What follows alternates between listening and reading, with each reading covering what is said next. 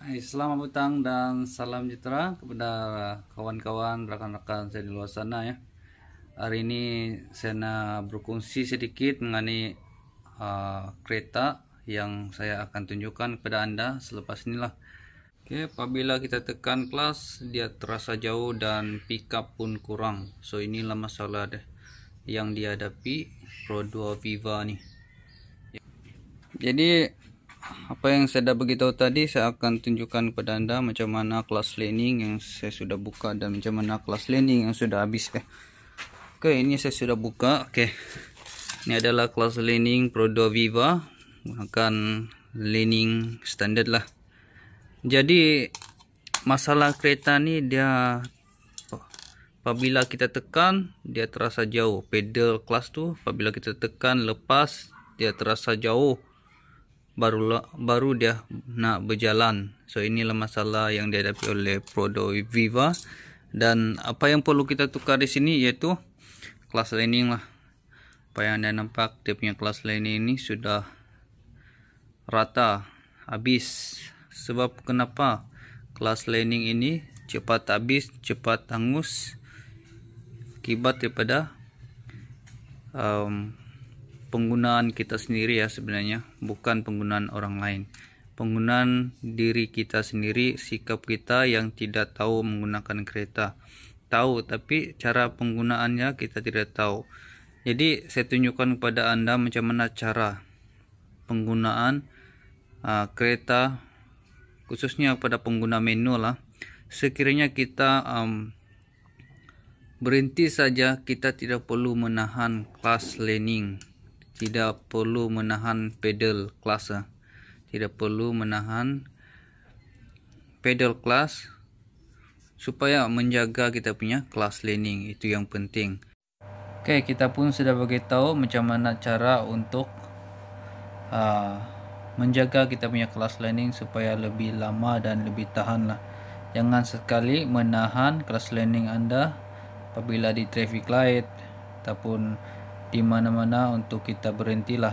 So benda ni tidak boleh kita menahan terlebih lama, sebab benda ni, kelas laning ni akan jadi panas dan cepat aus. Oke, jadi ada beberapa yang perlu kita ganti lah sebenarnya sekiranya ada masalah seperti yang dihadapi oleh Pro 2 Viva, yaitu kelas laning ni kita perlu ganti sebenarnya, wajib kita ganti.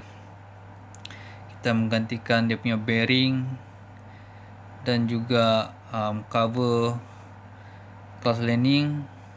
Begitu juga dengan playwheel seal lah.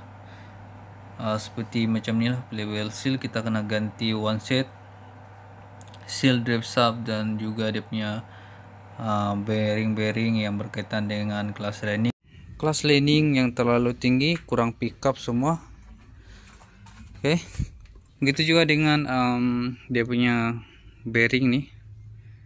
So benda ni wajib ya, wajib kita tukar sekiranya kita nak tukar laning kelas lah. Kita kena tukar dia punya bearing juga. Oke, jadi itulah punca sebenarnya sekiranya pickup kurang dan juga pedal kelas terlalu jauh baru nak berjalan. Tapi itu oke. Ini adalah observer ya. Ini adalah observer dia. Oke, beruntung kepada yang telah melihat video ini, karena anda dapat mendapat ilmu ya sebenarnya. Satu dalam dua anda dapat mendapat ilmu lagi sebenarnya. Tadi kelas laning pickup kurang, pedal terlalu jauh, akibatnya kelas laning. Hari ini juga saya akan kongsikan kepada anda. Oke, apa yang saya goyang-goyangkannya ini adalah mounting observer. Oke, apa peranannya?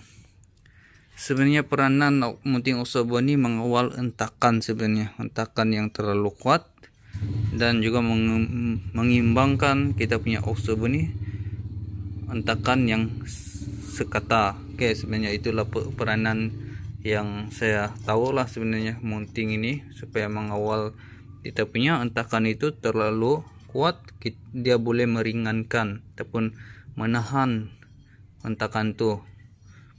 Begitu juga dengan Oxober ni lah, menahan hentakan dengan spring semua, dan juga ni, dan dia boleh, dan juga di bahagian skru sini pun diikat di bodi kereta.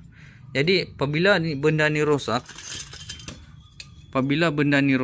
kalau kita nak tahu macam mana, apabila benda ni berpasang dekat bodi kereta sini, okey, di bahagian sini, okey, itu lubang dia. Benda ni kalau kita nak tahu macam mana dia rosak, dia akan, okey, benda ni dia akan tinggi ya, bukan rapat macam ni,